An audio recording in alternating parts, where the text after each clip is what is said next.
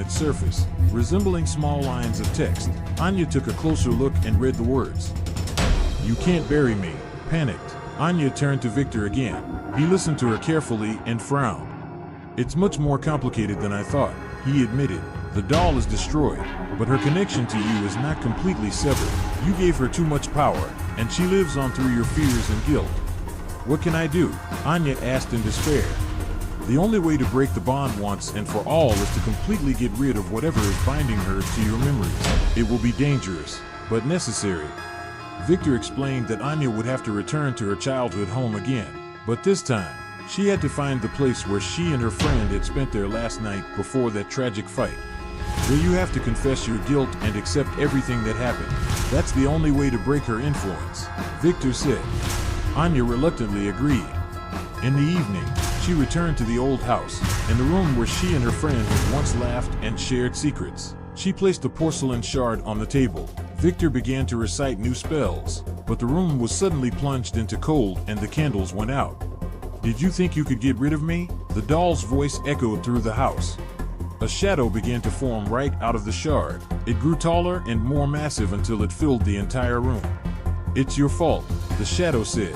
"You left her alone, and now I will always be a part of you." Anya, barely containing her fear, took a step forward. "Yes, it's my fault," she said in a shaky voice. "I made a mistake, but I won't let you control me anymore."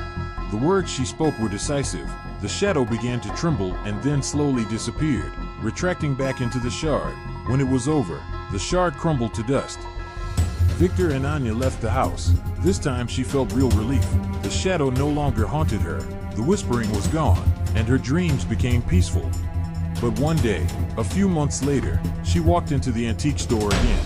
On the shelf, she noticed a doll that looked just like the one she had seen, and it seemed to her that the doll's eyes blinked for a moment.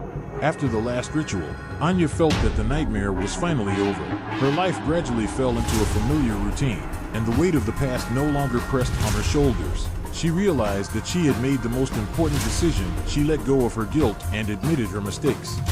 The dreams that used to be filled with fear became peaceful. The house she grew up in was sold, and the memories of the doll became a distant but still creepy episode in her life. But sometimes, passing by antique shops or flea markets, Anya felt a strange chill. It seemed to her that from the depths of the dark shop windows someone was watching her.